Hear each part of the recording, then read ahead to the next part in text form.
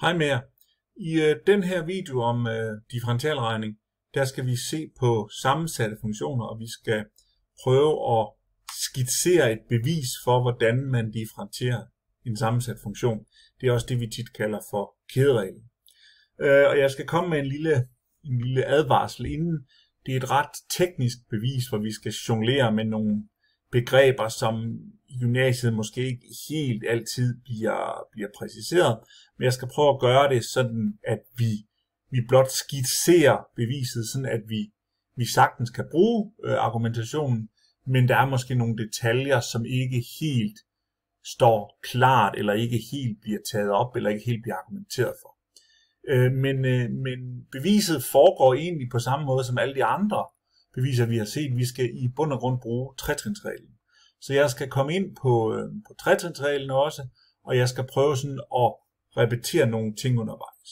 Udover beviset vil der også være nogle eksempler, nogle sådan konkrete eksempler på, hvordan jeg bruger differentiation af sammensat funktion på nogle konkrete funktioner.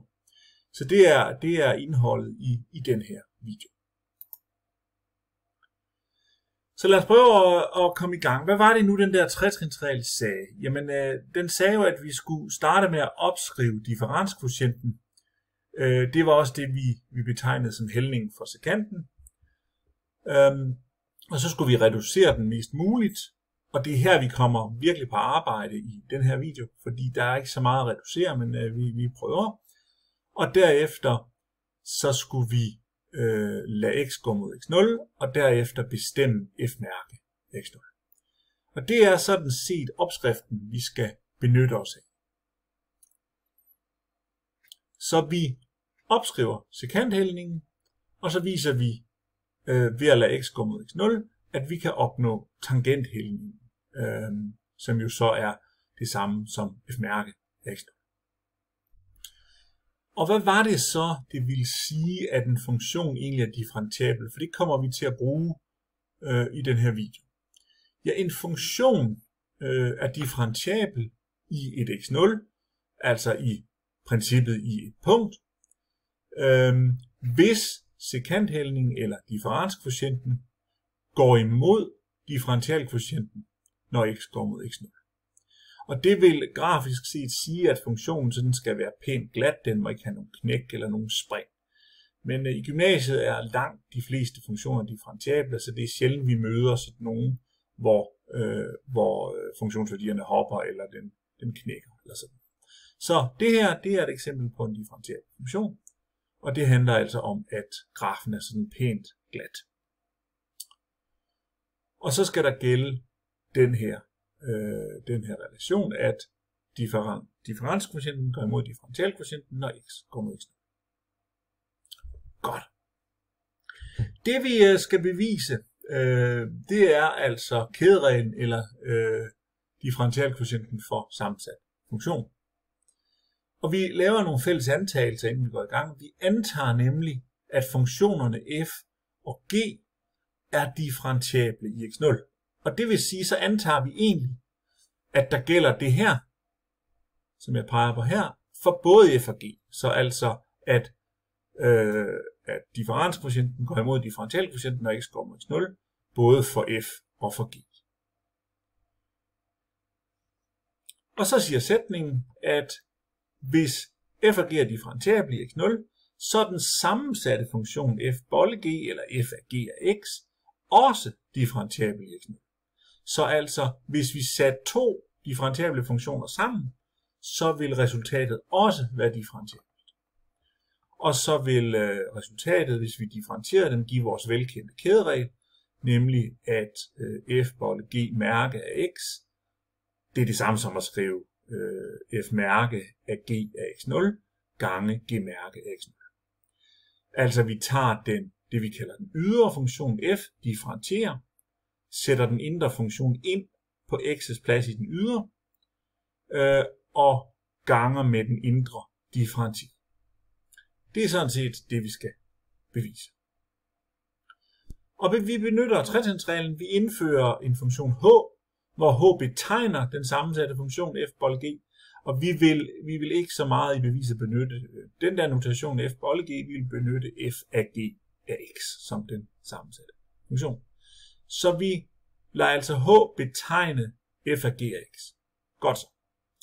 Så siger tretrinsreglen, opskriv differenskvotienten. Og differenskvotienten er med vores notation h, så er det h af x minus h af x0, divideret med x minus x0. Og det er det, vi også samtidig betegner som sekanthældning af s. Så nu sætter jeg ind, nu skriver jeg differenskvotienten op og indsætter, jamen det er h af x, og h af x, det var jo min f bolle g af x, og så minus h af x0, jamen det må jo så være f bolle g af x0. Og så divideret med x minus x0. Og så skriver jeg det i stedet for uden bollenotation her, altså bare f af g af x minus f af g af x0, divideret med x minus x0. Og så er jeg sådan set, igennem trin 1, kan man sige, nu har jeg opskrevet differenskvotienten eller sekanthældning. Og nu kommer jeg så på lidt arbejde her. For nu skal jeg reducere den mest muligt. Altså den her krabat, den skal jeg reducere. Så hvordan må det så se ud? Fordi det ser ikke ud til, at man lige kan pille den fra hinanden. Men dog, vi kommer til at bruge noget undervejs. For at gøre notationen lidt lettere for os, nu står der jo f af g af x, og det hele det sådan er pakket ind i hinanden, så vil vi benytte, at vi kan navngive ting, som vi egentlig vil. Så vi lader u være lige med g af x, og det betyder jo så, at h af x, som vi oprindeligt betegnede som den sammensatte funktion, så vi ser heroppe, den kan vi så bare skrive f af u. Og det er lidt lettere at se på, og det gør ting mere genkendeligt for os lige om lidt. Så da vi antog, at vores funktion g var differentiabel, det var jo en del af det, vi antog i sætningen, så den er differentiabel i hvert x0, så ved vi altså, at, som jeg sagde før, at differenskvotienten går imod differentialkvotienten, når x går mod x0 for funktionen g. Hvorfor skal vi bruge det nu? Jamen det skal vi sådan set, fordi f, som er vores yderfunktion, den er jo også differentiabel. Så hvis nu vi siger, at f taget af g af x, eller u, og u er differentiabel, fordi sådan har vi antaget, at det skal være, så må det rimeligvis også gælde, ikke, at f af u minus f af u0, divideret med u minus u0, går imod f mærke af u0. Og det er jo her, vi får brug for et argument, et nærmere argument. Men altså, ideen er, at den indre funktion u, eller g af x, er differentiabel. Så kunne vi godt leve med, at da f også er differentiabel, så f af u minus f af u0, divideret med u minus u0, det vil nærme sig f mærke af u0, når u går mod u0. Så vi skifter egentlig navne, og der er selvfølgelig noget gris her, men hvis vi kan leve med det her, så har vi altså, at f som funktion af u er differentiabel. Fordi vi har antaget, at både f og g er differentiabel. Og da vi bygger u op ved hjælp af f og g, må den jo egentlig også være differentiabel. Så er det jo sådan, at da funktionen er differentiabel, så er den også kontinuert. Det var det der med, at grafen hænger sammen. Den knækker ikke, eller springer ikke. Jo, den kan godt knække, men den springer ikke. Så den er pænt sammenhængende. Og når den er det, så gælder der, at hvis jeg lader x gå mod x0, altså hvis jeg er nede på x-aksen, og jeg har et x, der nærmer sig et x0, jamen så siger den egentlig, så følger y-værdierne op på y-aksen med, så vil g af x også nærme sig g af x. Så her har vi eksemplet på grafen for en kontinuert funktion, og hvad er det så, jeg siger? Jamen det jeg egentlig siger, når f af x går mod f af x0, når x går mod x0, det er, at jeg kan sådan set trække punktet med mig rundt, uden at det sådan hopper og springer.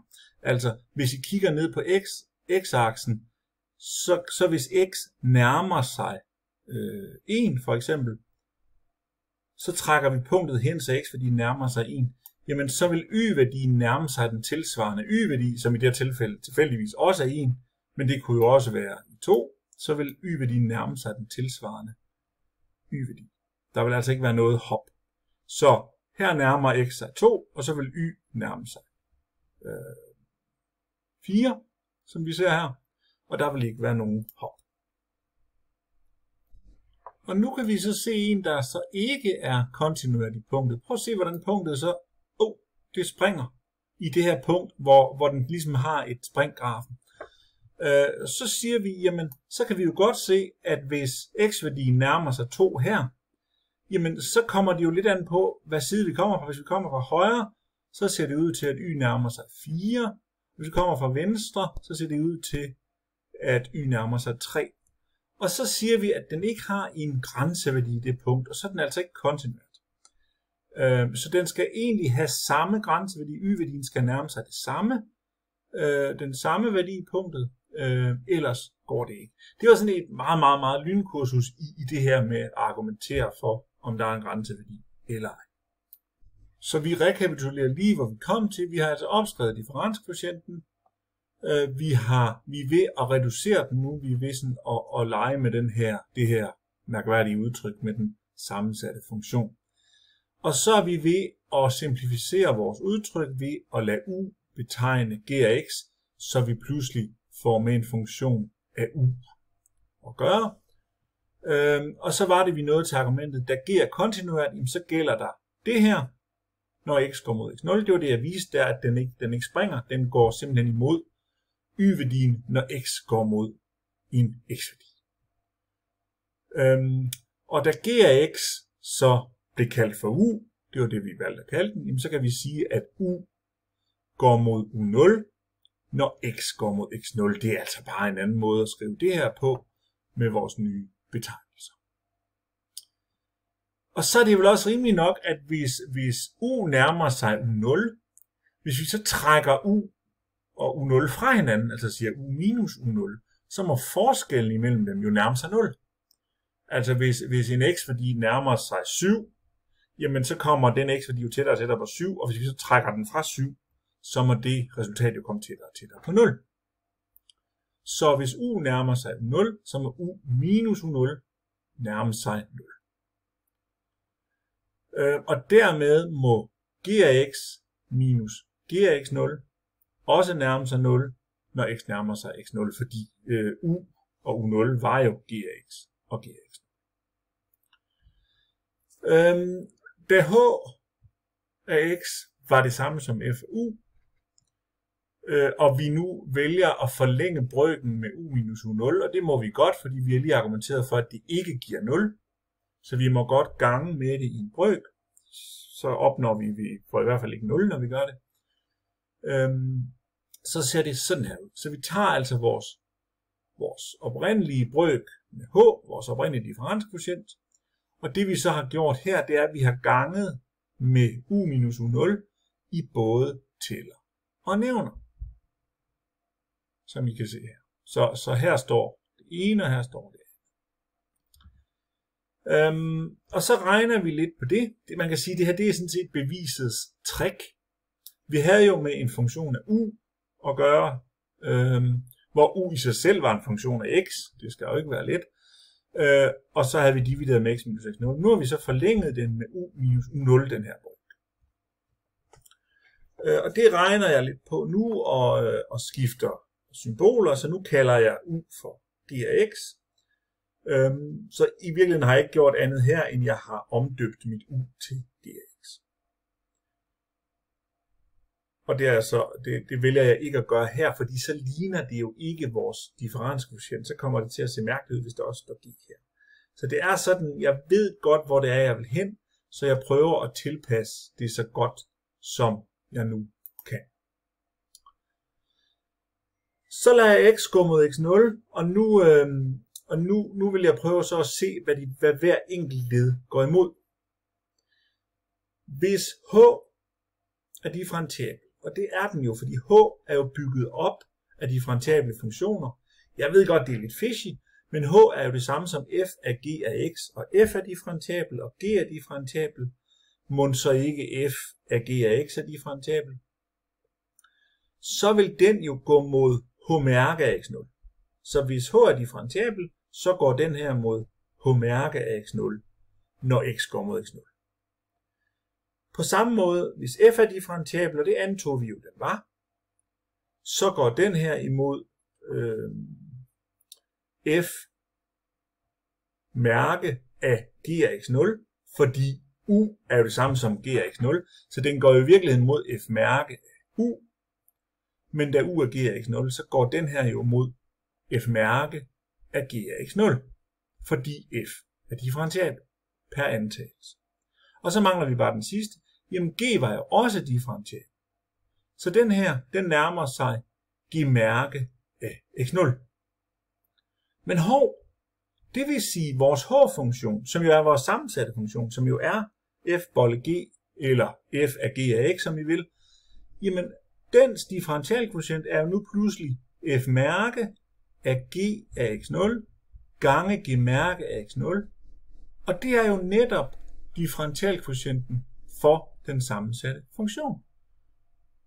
Og så er vi faktisk færdige med beviset. Der er lidt fishy, fordi hvis nu u minus u0 havde givet 0, så dur det ikke, og det kan man godt tage højde for. Det vil vi absolut ikke gøre her, fordi så meget i detaljer gider vi heller ikke gøre.